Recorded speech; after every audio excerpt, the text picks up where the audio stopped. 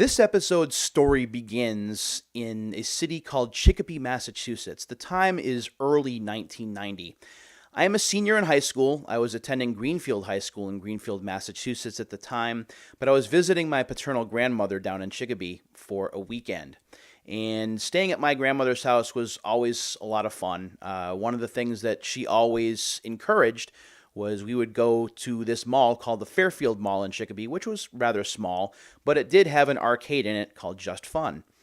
She would give me $5 and I could just spend it in the arcade and hang out there. So I had some tokens left and I walked by this machine called Arch Rivals. And it was a basketball game. It was a 2-on-2 basketball game that was side-scrolling left to right, right to left. And what was interesting about it was it wasn't your typical basketball game. You could punch players right in the face, and you could steal the ball from them, and there wouldn't be any kind of foul call. There were also obstacles on the court, like soda and popcorn that you could trip over and fall or even bump into the referee. It was funny, and it was entertaining, and it was what you'd think an arcade basketball game should be. I loved it. I didn't play the game too often because it was 50 cents per quarter, so it was $2 to play a full game. And so I played it a little bit, but not a lot. But the times that I did play it, I really enjoyed it. So when I would visit my grandmother on weekends, it would be in my rotation of arcade games that I would play, at least for a while. And after some time, the game did rotate out of the arcade. And after I graduated from high school and I went to live with my grandmother full time while I was going to college, that was my home arcade. That's where I would go. I've told this story before, but for Christmas of 1990, I received a Nintendo Entertainment System as a Christmas gift. It was and still is one of the coolest Christmas presents that I've ever received. And the day after Christmas when I had received that, I was kind of sad because I was leaving and I was going to stay with some friends out in Worcester, Massachusetts, which is about a 45-minute drive east of here. I stayed with them for the balance of Christmas vacation.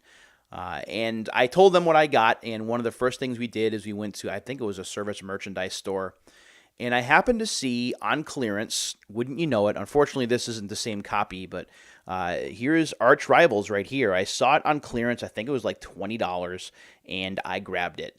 I remembered how much fun I had with it in the arcade, and the NES version is pretty close. The artificial intelligence is a little bit dumber and easy to exploit, so you can put up a ton of points. I would constantly put up over 100 points a game, and I really didn't care because I was having a lot of fun while playing it. One of the things that stands out to me about this game is there was an agreement between Acclaim and British Knights, so British Knights advertising is everywhere in this game, but that's neither here nor there. Just for fun, fairly recently I also picked up the Genesis version of Arch Rivals, and it is a complete version, which is really, really cool.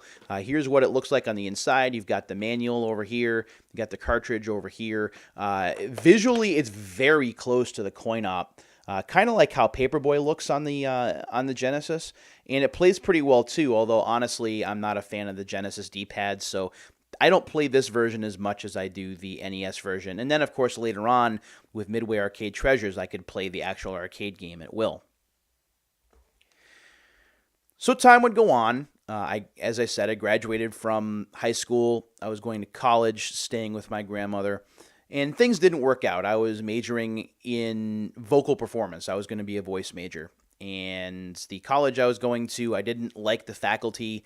I felt out of place. And all the while, I had my friends from Worcester getting into my ear telling me that they could get me a full-time job working for one of the biggest companies in the world at the time, which was AT&T, where I could work as a long-distance operator because that's what they all did. And they had connections where they could get me in as long as I passed the test. So sure enough, I drove out there to take the test. I passed. I came home and I told my grandmother that I was dropping out of college and I was going to live out there full-time. This caused a little bit of strife in my family, as you might expect. Me giving up on college after a semester and a half was not a positive thing, but it was the right decision, I thought, for me to make. So I moved out there. I worked for AT&T from 1991 until late 1993. It was a great job working as a long distance operator. You learned a lot of things. You did a lot of things on the fly. You got to check out some of the newer technology. It was a lot of fun. Now, while I was working in Worcester, what's interesting is one day I went to an arcade right near where City Hall is out there. It was a day that I was working a split shift, and if you don't know what a split shift is, it's when you work one part of your shift early, say like 9 to noon, 9 a.m. to noon, and then you have from noon to 6 o'clock to yourself.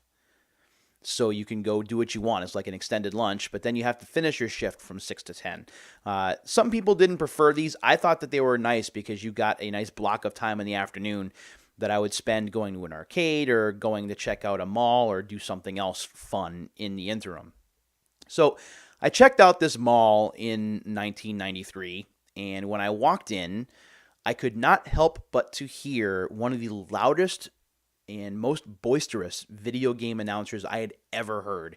It sounded like he was talking about basketball based on Is It the Shoes?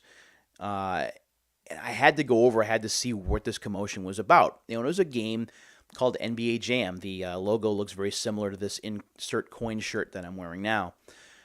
So I watched, and it was a basketball game that was very much in the same vein as Arch Rivals. It was a 2-on-2 competition, but instead of Arch Rivals where you could punch people and it was all cartoon characters, these were actual NBA players that you could play as in NBA teams, which was really, really neat.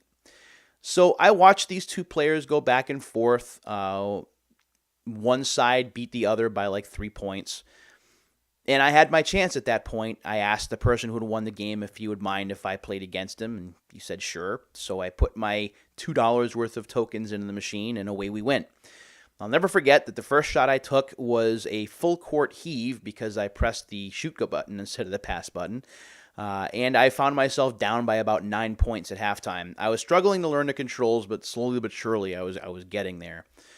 But as long as you're within 10 points, if you've ever played NBA Jam before, you know that you are not out of it. And as time would go on, he would miss a bunch of shots. I would make a few threes. I would close the gap. And with about 3 seconds left to go in the game, I had the ball and I was down 2 points. And you've played NBA Jam before, you know how this story ends. I took the ball to about half court. I heaved up a shot. The three-pointer went in.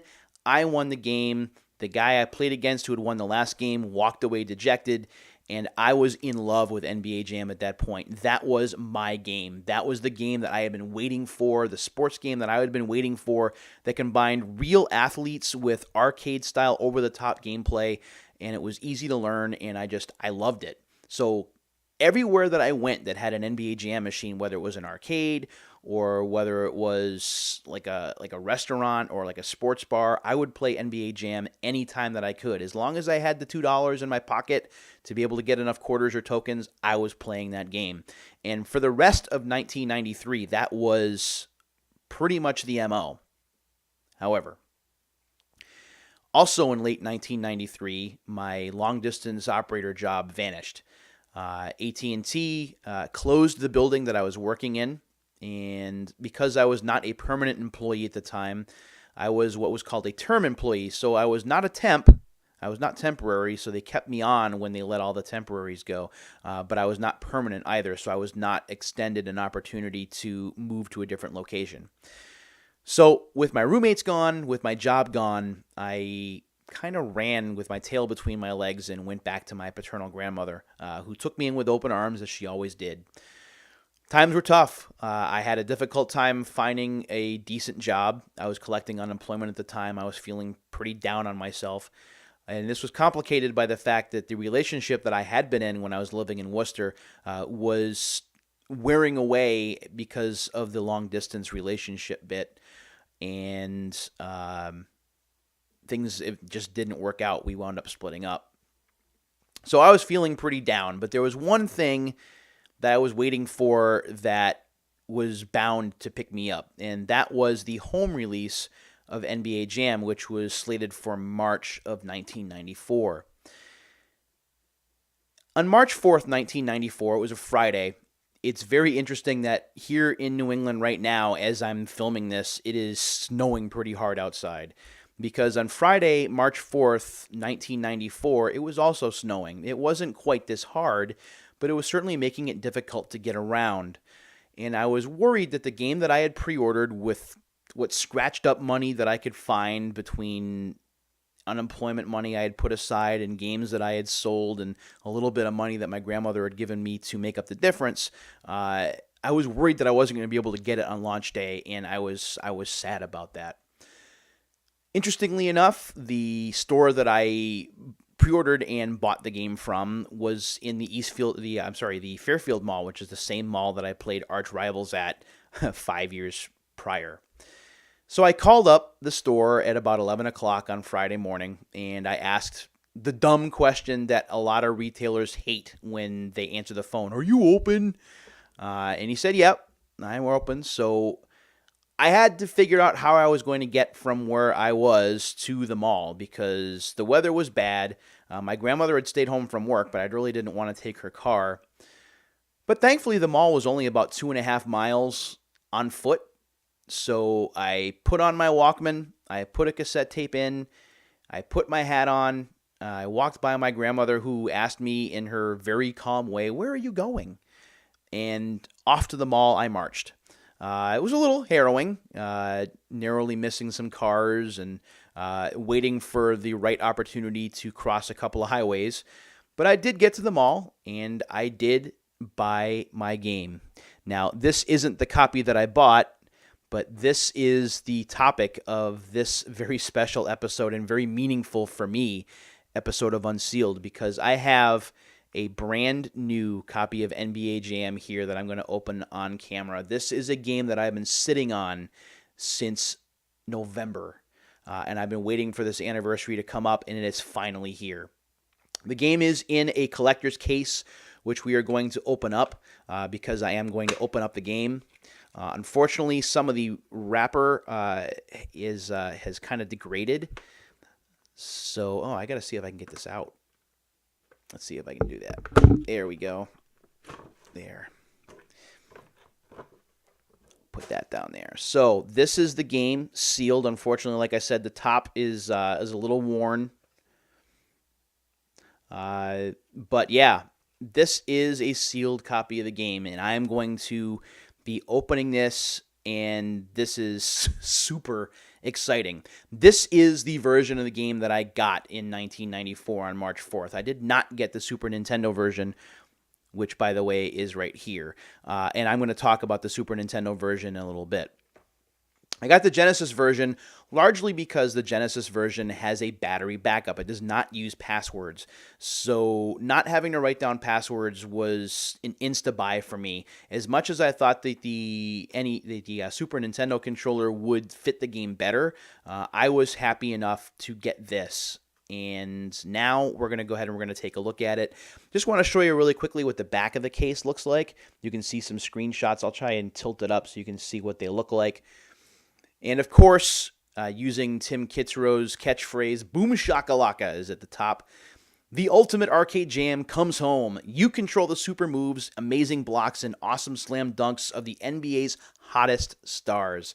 Skywalking slams with a cannonball, tomahawk, helicopter, and more. Turbo boost for lightning-fast steals and intense rejections. 4-player adaptable for true arcade competition. You could use the team player adapter. Auto stat saves your records and stats as you drive to the championship. Again, that is such a huge deal. And NBA Jam puts you on the court and above the rim. This features 54 NBA stars from all 27 teams. And of course, we've got Tim Kitzrow's catchphrases as captions in yellow. We have ones like "Numbers don't lie," although I don't remember Tim saying that. "Rejected" is one I remember. "Kaboom" is another. "He's on fire," which is just, it's quintessential when you're talking about NBA Jam. And "oh my." So these were all catchphrases that Tim used straight from the arcade to this particular version of the game. So let's go ahead, let the talking stop. Let's go ahead and get this open. Man, this is exciting stuff. So we pull off the plastic. I hope you guys can see, because the last opening I didn't do it right. There we go. And when we open up the game, it's rated general audiences, by the way. Ooh, can I open it? There we go. So when we open up the game, oh, wow. Oh, okay. All right, I got to stop. I'm fanboying out here. So when we open up the game, we see the instruction manual and other goodies that I'll take out in a minute. And we also have the cartridge right here. Also want to show you that on the spine of the game, we do have the NBA seal of authenticity right there. Okay, so when we open this up, we're going to look at the stuff that comes with the game. The manual is not in color, unfortunately, but that's okay. So what I want to look at first before I look at the instruction manual is there's a poster in here. And I actually have this particular poster hanging in my room. This is a video game blockbusters poster. T2 is on there. The Simpsons are on there. I think these are all Genesis games for Flying Edge. Also see down there at the bottom, we see on this side, I should say, Mortal Kombat is there. NBA All-Star Challenge, which is awful. So it's nice to have that poster. It's not the same poster I was thinking of, and when we get to the Super Nintendo one, you'll see what I'm talking about. So here is the manual right there for NBA Jam. Also talking about the multiplayer team player adapter.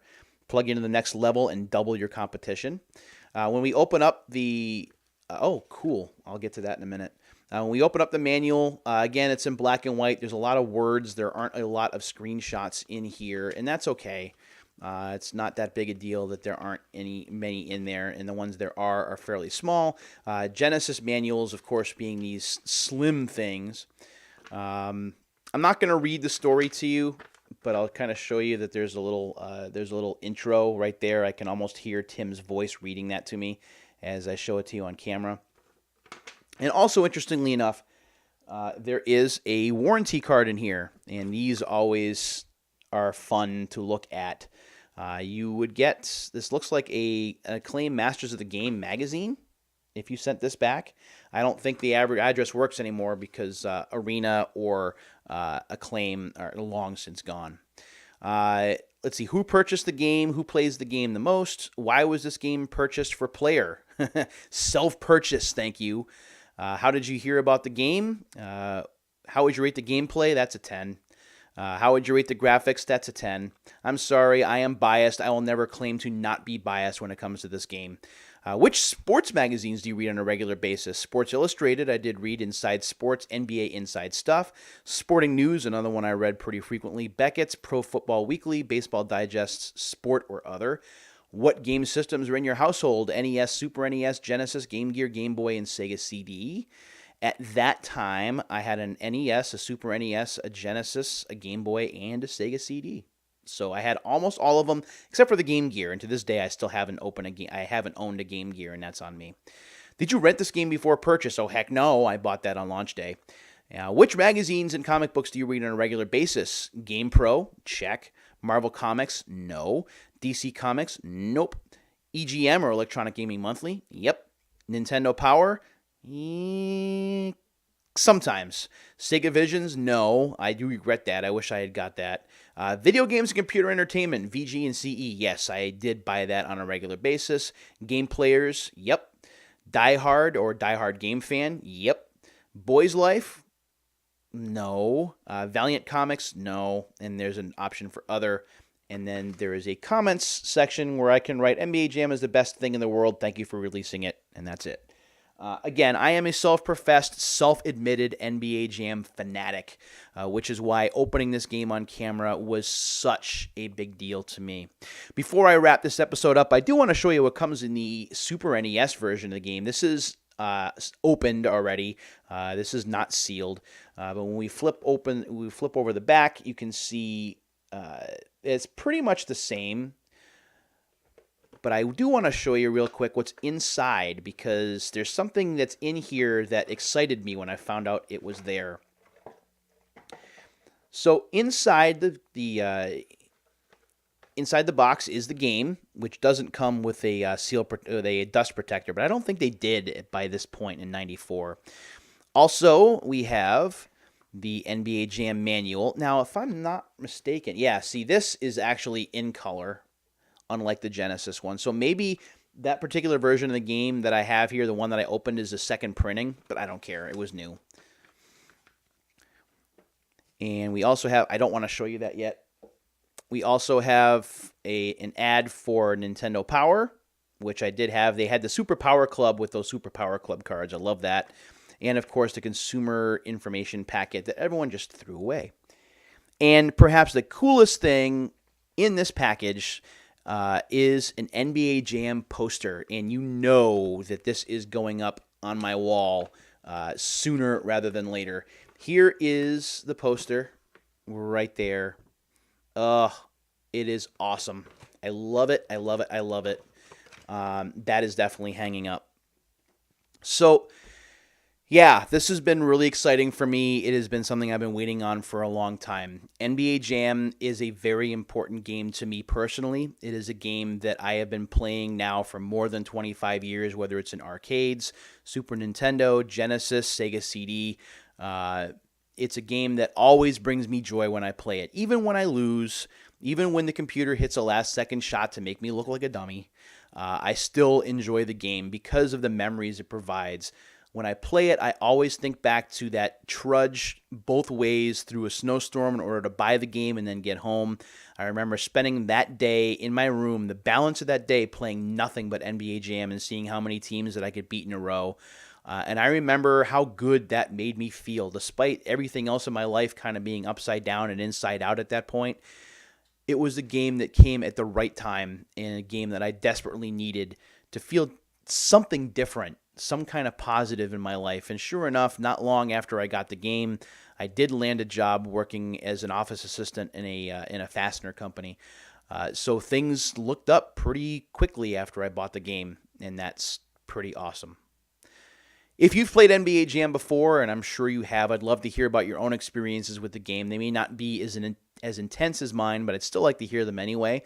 Feel free to leave your comments below. I'd love to hear from you. And in the meantime, a heartfelt and genuine thank you for watching this rather extended episode of Unsealed. I really do appreciate it. Until the next time, my friends, take care of yourselves and each other, and I'll see you later.